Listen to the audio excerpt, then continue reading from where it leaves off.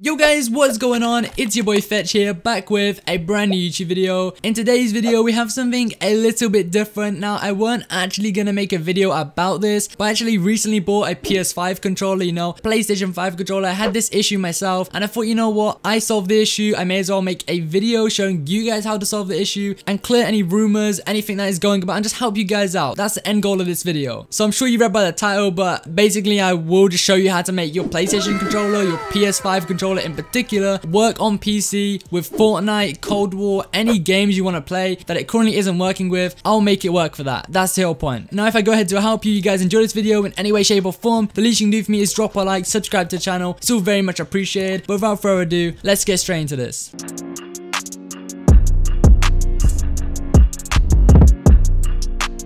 Okay, so getting straight into this, I'm first gonna mention about it's a PS5 controller. Right now there isn't drivers for your Microsoft or Windows. Sony have not released drivers. The controller's fairly new. I only bought it myself because I was gonna buy the PS4 controller because I wanted to play Cold War on PC. I'm sure a lot of you also had this as that issue. This maybe was a situation you was in, and I thought, you know what, the PS4 controller is like £40, roughly $50. For only $10 more, I can realistically get the PS5, which looks a lot better, right? So I bought the PS5 controller. So you can see it right here. This is the PS5 controller. I have it right here, just proof. But basically I bought it, I plugged it in, it didn't work. So yeah, I had to find a fix for it. Now it does work flawlessly with Cold War. I do play a lot of Cold War and also Fortnite, and yeah, it works fine. No input delay issues. It's generally running well. I mean, until Sony or Microsoft do something about the driver situation, which they don't seem to even care about, this is the only method we have. So what you guys will need to do is, I'll put this link in the description. You will have to come over to this website. It's called x360ce.com. Basically, that's just an abbreviation for Xbox 360 controller emulator. Now, I know it sounds confusing. This isn't an Xbox 360 controller, but you're emulating to make it work like an Xbox controller, just so it remaps and works in Cold War. It sounds confusing. It sounds really tedious, but it generally is super easy. It takes like a few clicks, and I'll run you through it now. So again, link in the description. Come to this website. I'm not affiliated with this site, nothing like that. It generally just works better than the Steam. There's like a Steam version to this you can use, which is another method. Personally, I think this is a lot easier. So yeah, come over to here. You will want to download it. You will have to click this one right here. So it just says new download for all games. Just click that right here. Now, of course, I already do have this downloaded, and it's actually on my taskbar down here, but basically you will need WinRAR to extract it. But when you download it, what will happen is, let me open the file location, bring it over here. What will happen is when you extract it, you're going to get this application right here, which will be called X360CE. Now, what you need to do is this application, as you can see, I've already done it, but you need to drag this into the file location or download location or directory of where you downloaded whatever game you want to use this controller with. So for example, in this case, I want to use the controller on Cold War. If you want to use this for Fortnite, which a lot of you I think will, you'll basically have to go to wherever Fortnite is downloaded. Now mine is literally right here for some reason. It's not actually in the program files, but for the most part, yours should be in program files here, either this one or x.264, wherever you downloaded it in whatever drive. I'm sure you probably know, but just say I wanted it in Fortnite. What I'll do is I'll basically just drop the application into here, and then in this case where I'm using it for Cold War, as you can see, Call of Duty Cold War, I've basically dropped the application into this folder here, and yeah, now it's gonna run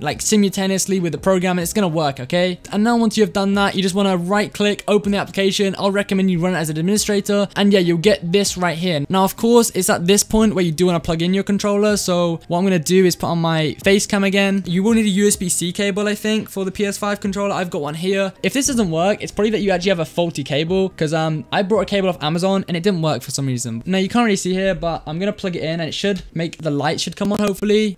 Yeah, so it's gone orange. That's the charging symbol. But you will want to plug in your controller at this point. And now what you want to do is go over to issues. So the second you plug this in, go over to the issues tab here, and if it tells you to download any drivers, now it may do, and if anything says if there's any issues found, so if it does not say okay, no issues were found, you'll have to download a few drivers. It takes 2 seconds. You have to click a few things. Shouldn't be an issue, but for the most part you won't have any issues. And what you want to do is go to controller 1, ensure this right here, enable one map device is ticked. Make sure this is also green. Just basically copy what I've got right here, and now what you guys want to do is just bind your PS5 binds in here. So for example, trigger, if I move the trigger here, what will happen is you'll see it move. If my editor zooms in on that, you can see my trigger's moving. If I move the joystick, you can see it's registering, it is moving. That means I'll literally show you here, the controller, I'm moving that and it's working, so it's detecting the controller. Now to get it to match up, you kind of just have to make these all correspond. You just click it, press record, and then you just press the buttons. So let's say I want to do the D-pad, I will click record, and then I just simply press the actual D-pad on the controller, and yeah, it will basically just put it here. Hopefully that makes sense. I don't think it's very confusing. You just have to click here, press record, press whatever it says. So just say it says trigger here. What you want to do on your controller is press the trigger bind. So whatever the trigger bind is, you just want to tap that and it will work. And let's say it says Y button on the PS5 controller. What Y would basically be the triangle. You know, that's basically Y right here. So all you want to do is press this, press record, and then just tap triangle. And it's literally that simple. Once you've done that, you just want to press save all at the top, and then you can open your application which you want to use this with. Now you will need to in fact have this open all the time when you're playing your game. What I recommend and what it recommends at the top is you minimize this, and it'll actually go down here to display tray, and this will actually reduce CPU load and usage. Like, it doesn't really take much, so you shouldn't really get any performance drop with this, so it isn't really an issue, but it's good to minimize it. But just to show you that this works right here, I'm gonna demonstrate it on Cold War, not Fortnite. Sorry to any of my Fortnite viewers watching,